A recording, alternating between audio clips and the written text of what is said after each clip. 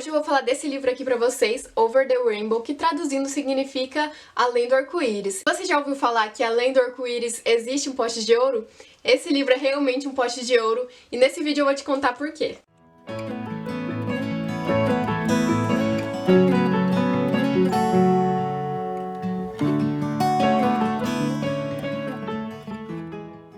Gente, esse livro Over the Rainbow é um livro de contos de fadas. Contos de fadas com X, né? Ao invés de fada, seria um pronome neutro, né? No caso, fadas, que as pessoas estão usando mais agora. Mas a discussão, né, sobre isso, de não usar o X por questão de pessoas com deficiência visual e até mesmo porque o próprio celular, ele não consegue identificar, né? Igual de pessoas que são cegas, o celular, ele tem, tipo, uma voz, assim, ele fala e não sabe como falar o fadas, igual eu não sabia falar.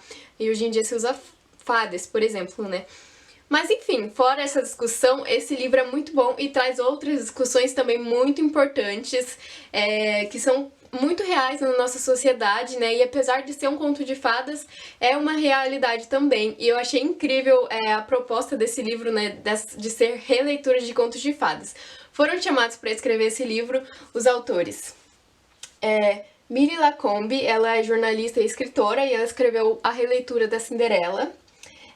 Renato Plotegger Jr., ele é youtuber e deixa eu ver aqui, ele é do Chá dos 5, que ele escreveu João e Maria. Eduardo Bressani, que escreveu A Bela e a Fera, um dos que eu mais gostei, assim, que é também, A Bela e a Fera também é o meu conto preferido, né, da Disney, assim, e aí eu também gostei muito da releitura que ele fez, ficou incrível, maravilhosa. E o Michael Santini, que ele é ator e também é youtuber, ele escreveu o conto da Rapunzel. E a Lorelai Fox, né, que é a personagem criada pelo... Ai, meu Deus. Danilo da Bag, ele também é youtuber e também é ator. E, enfim, aí eles escreveram esses contos, são ótimos escritores, eu gostei muito do jeito que foi escrito. Os meus preferidos foi o da Bela e a Fera e da Branca de Neve, também gostei bastante do da Rapunzel. E, enfim, vou contar pra vocês um pouquinho de cada conto, sem tentar dar spoiler, vou contar um pouco só do que tá na sinopse aqui, pra que vocês fiquem curiosos e eu super recomendo essa leitura pra vocês. Todos os contos desse livro são releituras dos clássicos, né, só que adaptando para a realidade LGBT. O primeiro conto que começa é o da Cinderela e ela, na verdade, gosta de meninas. E no caso, até tentam arranjar um príncipe, assim, pra ela, até ele dar uma conversada com ela, só que não é realmente com ele que ela quer ficar. É com a menina que mora junto com ela, que na verdade é a filha da madrasta. E aí elas começam a ter, tipo, um lance, assim, começar a gostar uma da outra. Essa parte eu achei um pouco estranho, só que também se parar pra pensar, elas não são irmãs, né? E aí, por viverem juntas, assim, começarem a perceber isso dentro delas, né? Essa sexualidade, elas começaram a se aproximar e se identificar uma com a outra, né? Conseguir entender que elas estavam, as duas, passando por isso. Bom, o segundo conto é do João e Maria, escrito pelo Renato, né? E, no caso, eles moram com o pai e agora eles também estão morando com a madrasta que não aceita eles, né? E também resolve apelar para que eles deixem de ser homossexuais, porque ambos são, né? Tanto o João quanto a Maria. E aí, um dia, eles moram num prédio, né? Num apartamento, assim. E aí, um dia, quando o João está indo pra casa dele, ele encontra uma velhinha com uma bíblia religiosa e ele pensa, vamos conversar e tal, né? Ele começa a ir na casa dessa velhinha, essa velhinha sempre dá docinhos pra eles levarem pra casa, a Maria também começa a ir na casa dessa velhinha. E essa senhora é paga, né, pela madrasta pra tentar converter eles pra que eles voltem, né, a ser pessoas normais. E segundo ela vai conseguir fazer isso através de uma bruxaria, digamos assim, ou através da religião, sabe? Como muitas pessoas ainda fazem, tentando achar que se levar a pessoa pra igreja, ela vai deixar de ser homossexual, vai deixar isso que está dentro dela, que não é uma doença, que é da pessoa e que também não é falta de Deus. Então, isso aqui é um fato bem importante que eu achei que foi colocado aqui nesse conto. Também mostra a questão da violência nesse livro, né, que o irmão da Maria, o João, ele apanhava de um dos garotos, né, e um dia quando a Maria encontra esse garoto, o próprio assedia ela também e fala que vai dar uma correção nela. E aí ela fica irada, né? E aí, como ela sabia, assim, um pouco de luta e tal, ela vai pra cima dele. Enfim, eu achei que isso também é uma realidade bem comum, essa questão do assédio, essa questão da correção, essa questão dos homossexuais apanharem, né, na rua, assim, ou mesmo em outros lugares, não precisa ser na rua, às vezes até mesmo em casa. E tem uma pesquisa do SUS também que foi feita, mostra que a cada 1 hora um LGBT é agredido, isso pelos casos que eles registram de denúncias, né? Imagina quanta gente não denuncia, né, por medo, ou por não saber mesmo como denunciar. Se você quiser denunciar, diz que nesse número aqui. Enfim, também muitas pessoas têm medo de mesmo ir ao hospital ou à polícia e também sofrerem assédio dessas pessoas, também sofrerem agressões dessas pessoas. Por isso que a gente precisa ter conhecimento sobre isso, não ser ignorante perante a isso, saber que isso não é batendo que você vai corrigir a pessoa, porque não precisa corrigir nada, entendeu? Nesse caso, a maioria que são agredidas são mulheres, né? E também se registrou, não conseguiu se especificar exatamente, mas também são negros, né? Porque sabe-se que a violência maior quem sofre no país são os negros, infelizmente. Também com as classes mais baixas e tudo mais. Enfim, indo agora para a Bela e a Fera, que a Bela, no caso, não é a Bela, é o jovem Rodrigo e a Fera é o jovem Bruno. E Bruno, ele é muito rico, né? Como eu estava falando da questão das classes, ele já é um gay rico, resolve se assumir para a família dele por telefone, né? Ele tava com muita vontade de falar, tava precisando falar, e os pais dele estavam em uma viagem, né? E aí ele precisava ligar, então ele ligou. Falou pros pais deles, né, contou tudo, falou do jeito dele, e aí os pais dele não responderam. E ele não sabe até hoje porque os pais dele não responderam, porque aconteceu um acidente nesse momento. E os pais dele morreram. Ele não consegue saber se foi um acidente que ele causou, se foi um acidente que aconteceu. Se foi um acidente que ele causou, se foi um acidente que aconteceu, tipo, os pais dele não estavam vendo, sabe? E ele não sabe se foi pelo que ele disse, então ele se sente muito culpado por isso. Ele nunca vai saber qual foi a reação dos pais dele, nunca vai saber se os pais dele permitiriam, o que os pais dele iam achar, ou mesmo não consegue se perdoar por isso ter acontecido no momento que ele contou algo que ele estava com tanta vontade, né, que significava tanto pra ele. E ele também nunca se permitia ter um relacionamento com alguém, né, porque ele se fechou, como a própria Fera, ele se fechou achando que ninguém poderia amá-lo ou que ele não poderia amar ninguém, né? E, enfim, o livro vai dando umas reviravoltas, ele conhece o Rodrigo na balada, e o Rodrigo é um amor, gente, ele é uma pessoa muito fofa, ele é bem ingênuo também, igual a Bela. E eles começam a conversar e tal. De primeiro não dá muito certo, né? Porque como o Bruno é meio fera, eles às vezes não conseguem manter uma conversa muito boa, mas os dois sentem uma forte atração pelo outro. E além da atração, eles sentem como se eles estivessem conectados mesmo. E aí acaba que vai dando certo esse relacionamento, porque acaba tendo coincidências da vida que os dois se encontram, né? Rosas, jardinagem. E aí eles se encontram e começam a conversar mais, começam a tentar levar esse relacionamento mais pra frente. Só que também temos o Gaston nessa história que atrapalha algumas coisas. O Gaston, no caso, é o ex do Rodrigo, que ele é muito chato e ele vive tentando atrapalhar o relacionamento dos dois. É como o Gaston mesmo faz, né, pra que todo mundo vá, incendeie a Fera, né? Aqui, no caso, ele quer que todo mundo descubra que o Bruno é gay, né, que acabe com a reputação da família dele, e ele fica chantageando. E aí, os dois decidem lidar de frente com isso. E enfim, o Bruno também segue com os negócios dele, mesmo ele tendo um pouco de medo de que descubram que ele é gay e tem um negócio. O Rodrigo sempre incentiva ele e fala que isso não vai mudar em nada, né? Isso não interfere na capacidade da pessoa de gerir um negócio. E também ele fala, você sabia que o dono da Apple se assumiu gay também? Então, né, se é dono da Apple e a Apple tá famosa desse jeito, eu realmente acho que não interfere na capacidade da pessoa. Então isso não é um problema. E, enfim, né, eles conseguem tal, viver felizes pra sempre. Não vou contar todos os detalhes da história, mas eu super recomendo, gostei bastante. E o da Rapunzel também, né, que é um dos que eu mais gostei. Ele é um jovem de cabelos loiros, compridos, lindo, maravilhoso, sarado. E ele também é muito rico. E ele é filho, né, de um dos donos da área de comunicação, assim. e eles são muito ricos por causa disso, né? E aí ele um dia decide se assumir pro pai, né, que ele era gay e tal. E aí ele vai se assumir, o pai dele faz um escarcéu, ele não acredita nisso, que ele tem um filho gay, que ele não foi criado pra isso, né? A mãe dele também fala isso. E aí o pai dele se exalta, até quer bater nele, sabe? E fala que ele só não é expulso de casa porque o pai tem muito amor por ele. E aí, essa foi a forma, assim, como ele tentou contar, porque ele achou que talvez eles iriam aceitar, né? Mas não aceitaram. E aí ele vive sempre assim, nunca consegue ter um relacionamento sério com ninguém. Ele só fica, sabe, por atração, nunca consegue desenvolver algo mais forte por alguém, por justamente, acredito que ele não acreditar que esse amor seja justo, né?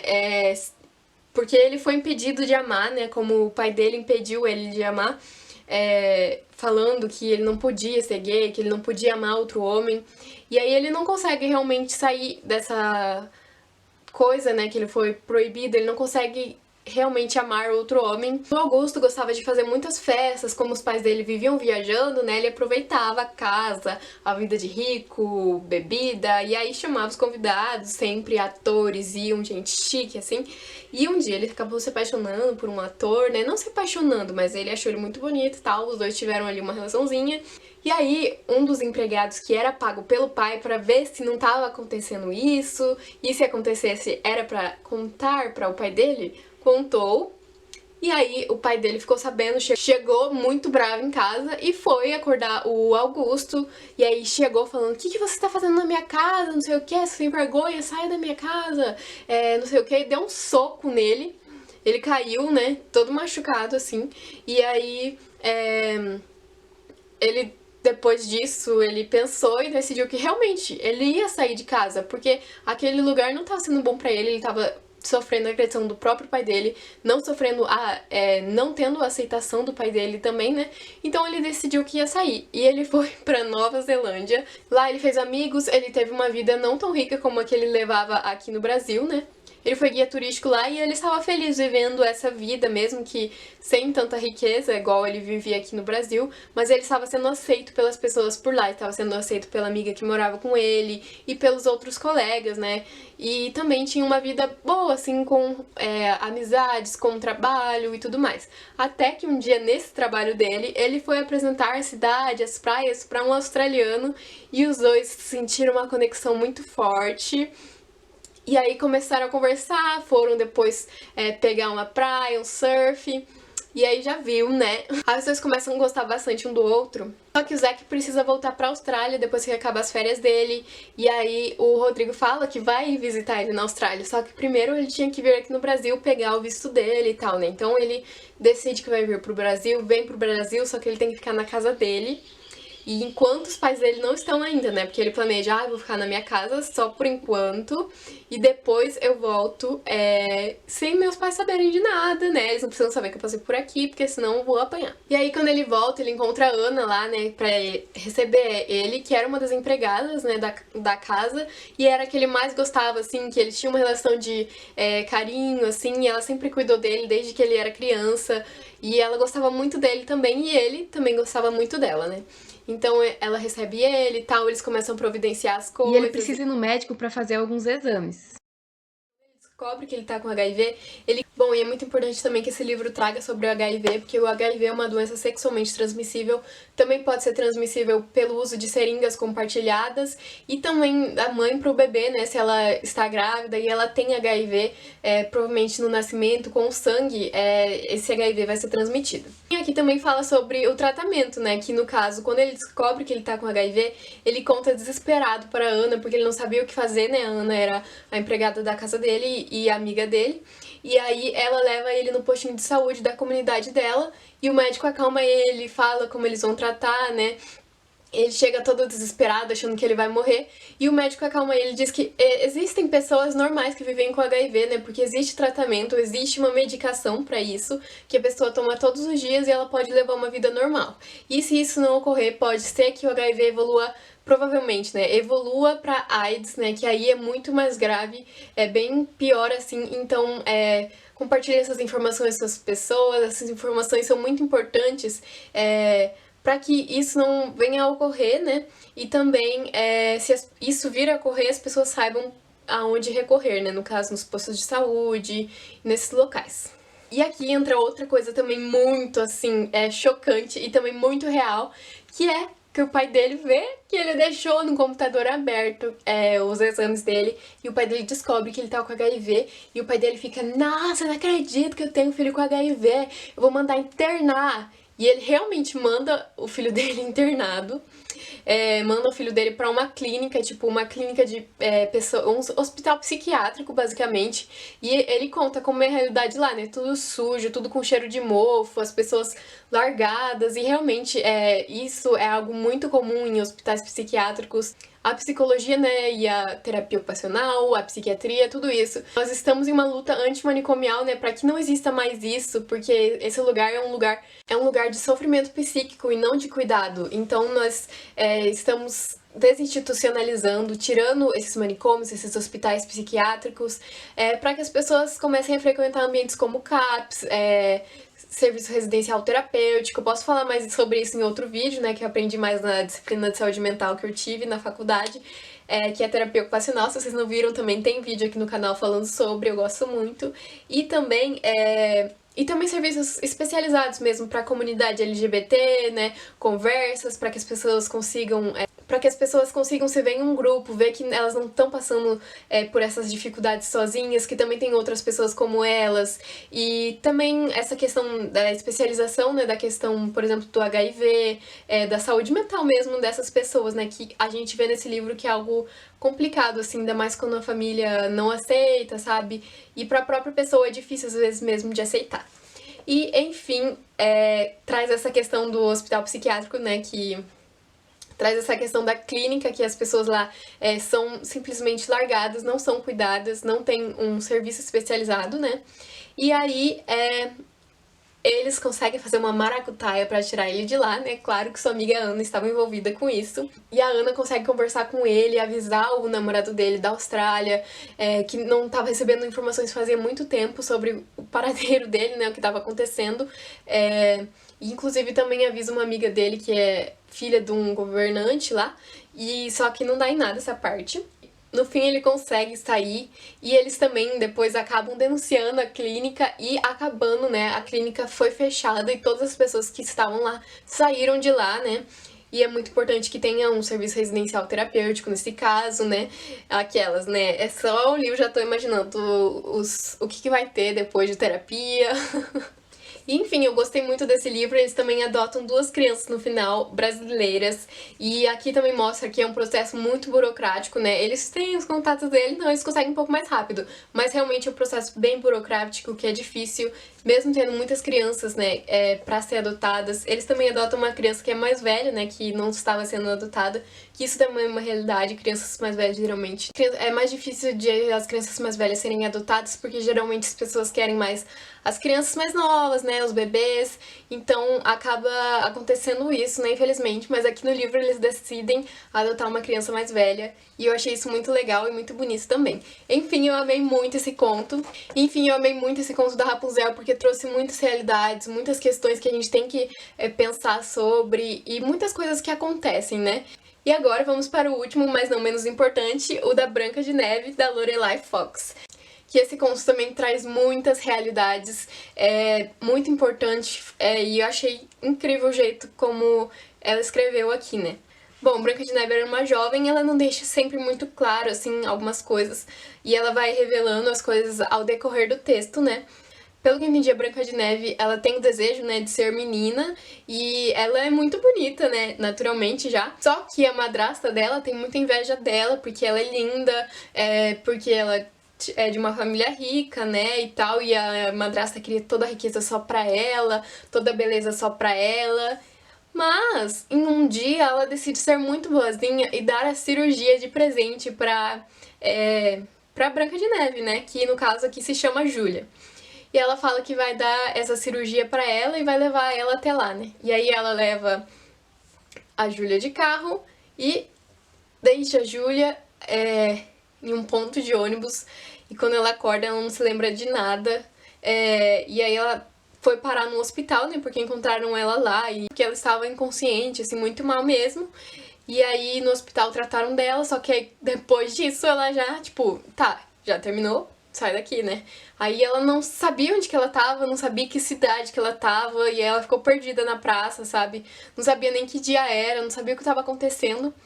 E aí ela pediu um táxi depois pra tentar ir pra cidade dela, só que era muito longe da onde ela tava. E no fim ela acabou tendo que morar na rua mesmo, e ela não nunca tinha lidado com isso, né? Porque ela teve sempre uma vida com riquezas e tal, e agora ela estava assim, sozinha. E ela também tinha perdido os pais muito cedo, né? Quando ela ainda era criança, e ela sentia muita falta também desse afeto que os pais davam pra ela. E ela começou a sentir mais ainda, né? Quando ela estava lá na rua, porque ela também não conversava com os outros moradores. E ela começou a conversar com eles depois só, né? Que eles descobriram que ela sabia escrever, ler, e ela começou a ler, escrever o nome deles, assim, eles achavam engraçado. E, enfim, eu achei bem interessante ela trazer essa realidade, porque é uma realidade que acontece também com muitas pessoas, né, que são expulsas de casa por contarem sua sexualidade, né, por serem homossexuais, por serem travestis, por serem transexuais, como no caso dela, né, então ela tem que ficar na rua, ela ainda é uma adolescente, uma jovem, uma criança, e essa é a realidade que ela tem que viver. Até que um dia chega um cara e fala pra ela: olha, tem uma casa com outras mulheres como você, você pode ir até lá. Ela caminha muito, é muito cansativo, né, porque ela tem que caminhar quadras e bairros e um tempão. Até que ela chega nessa casa com a porta vermelha, chega na casa toda bagunçada, e ela não entende, né, porque a porta tava aberta e tal, ela não sabe o que fazer, mas ela arruma a casa de todo mundo, arruma toda aquela bagunça e dorme no tapete da sala, que pra ela era muito confortável, né, porque ela já tinha dormido na própria rua, né.